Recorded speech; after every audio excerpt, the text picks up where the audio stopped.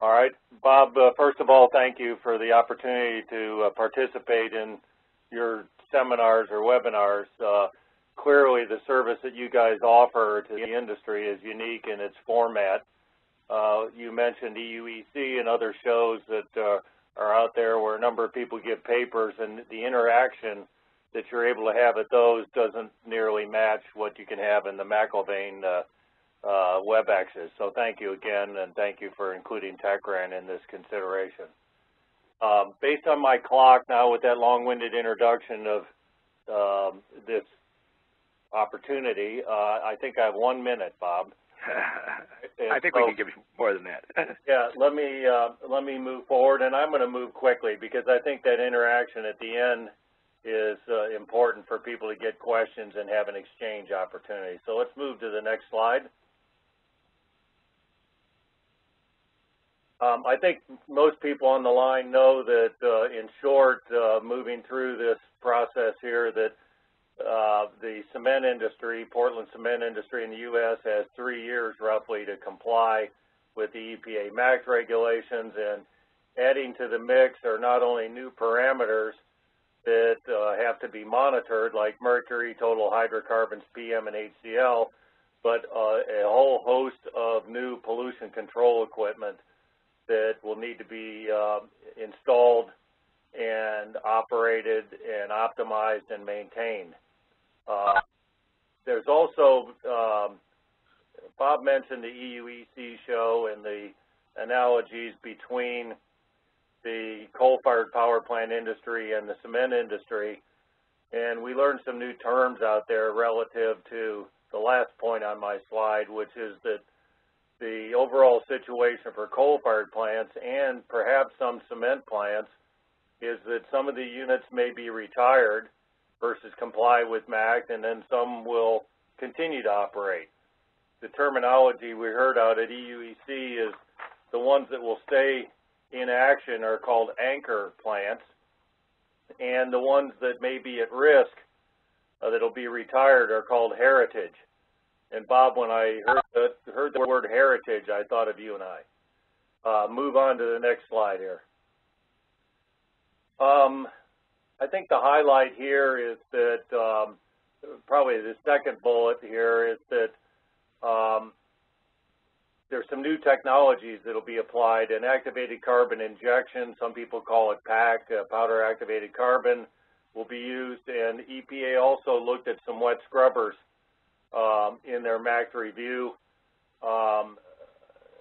Clearly, the population of wet scrubbers in the cement industry is very small compared to the power industry, and so the applicability and performance of those is going to be an interesting challenge. Let's move on to the next slide. There are over 100 kilns out there in the U.S. That are operating, and only a small percentage was used to set the MACT floor. EPA, in setting the MACT floor, also looked at the variability in the raw materials and the fuels, especially relative to things like mercury, to try and set the floor. Move on to the next one, Bob. This is, Bob and I have had this conversation. When I participate in these things, we don't want the people to come away and say, well, that was a sales pitch, and all we heard about is that guy's company and his advertisements about his technology. Our purpose at Tekran is to share some of our experiences where things worked well and where they didn't work so well, and then learn from the audience, and I hope we can do that. At Tekran, we really do focus just on mercury, point source measurements. We're doing 175 to 200 coal-fired plants, a number of cement plants now that we've been fortunate enough to participate in, steel, incineration, etc. Each of these has its own personalities, and so we have some interesting experiences with mercury stems on those units. We also do trace level ambient air monitoring. We have about 400 systems around the world in ambient air mercury monitoring, trying to look at that as a global pollutant. And we do some laboratory analytical work. We've been brought in recently to look at issues like, for instance, the mercury content in FGD scrubber slurries. Where does that go? How do we cordon that off? Does it re-emit, et cetera? Beyond the mercury situation, I have a footnote at the bottom on this slide that we have begun to integrate other parameters into our mercury SEM system, things like total hydrocarbon, where we can tee off of our existing heated umbilical, and you'll learn more about that later. Next slide, Bob. I thought that a format in this presentation of what are some of the questions and issues that we hear and what are some of the answers, and maybe just as important, where do we not have the answers, and you're going to hear both of that in this presentation. And without reading down through all of them, why don't we just move on, Bob? I've got 10 of them now, including now what. Here's the limits. This thank you, courtesy of Environmental Quality Management, for sending me some slides. I have their website. It's not an advertisement for them, but they're one of the consultants in the cement industry. They can help you out with the limits. If you look at the first line, you see mercury, and I'm going to talk a lot about that, at 55 pounds per million ton of clinker. That's the limit for the existing kilns, and then there's a lower limit for new kilns. Next slide, Bob. You can see that instead of 55 in the next slide, it's 21 pounds per million ton of clinker, and you can see some of the concentrations that might be expected for those rates for mercury in particular. Next slide. One of the presentations that I will include what are some of the steps that we need to pursue to comply with MACT.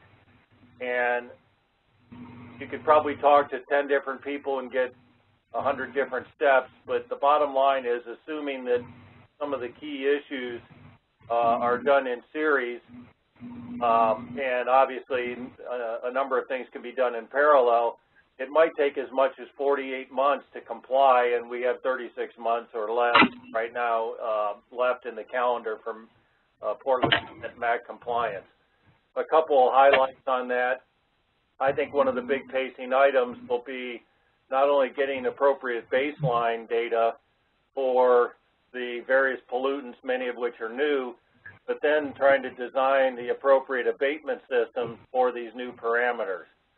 One thing that Tekran has run into in the cement industry when we install our equipment, and mercury in particular, but not just mercury, is there's a aha moment that, oh, I didn't realize my concentrations were as low as this, but then they went up 3 orders of magnitude from the lowest levels to the highest. And numbers between 1 and 300 or 400 micrograms per cubic meter for mercury concentration are clearly different than the coal-fired power plant business, which are more steady state.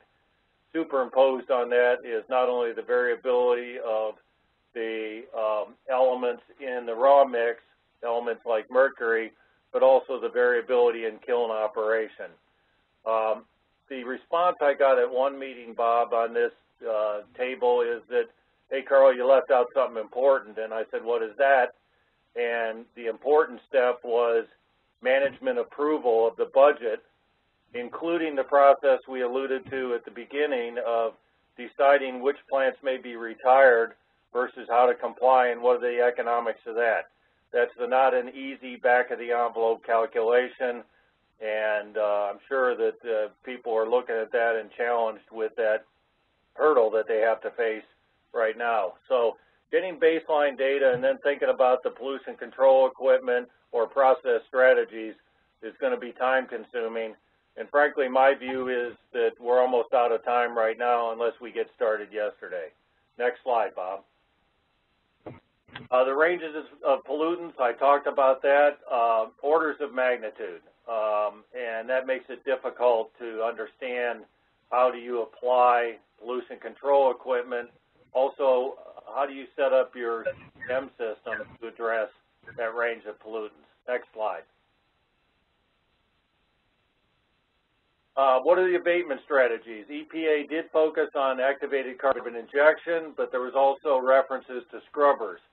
I know we have everybody on mute, Bob, but I would expect that at the cement plants, unlike the power plants, there's fewer than 10% of the population with wet scrubber or scrubber-type technology versus the coal-fired power plant fleet, which is probably closer to 50% and hundreds of units with FGD systems.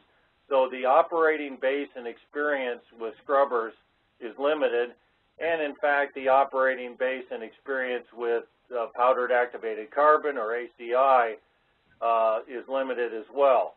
And it seems to me, as a person on the sideline that gets involved with things like this, that perhaps one of the challenges that EPA and certainly the users have is, do we really have a lot of long-term data on not only the pollution control equipment and those strategies, but the CEM equipment? And the answer is probably not. Next slide. Why use an electronic SEMS? Let's face it, and this is not an advertisement, the capital cost of electronic SEMS are clearly higher than grab samples. But if I were looking at my process, I would want to see real time what's going on as I change raw mix or process operational strategies. Clearly, if you have an electronic view, something on a screen in a control room or operating room, you know whether it's working or not working versus finding out after the fact that maybe it failed. One thing that we're seeing a lot of benefit and traction on at Tekran is the prospect, that third check mark of performance monitoring and optimization of pollution control equipment. If you can see what's going on with the emissions and you're making adjustments, for instance, the rate or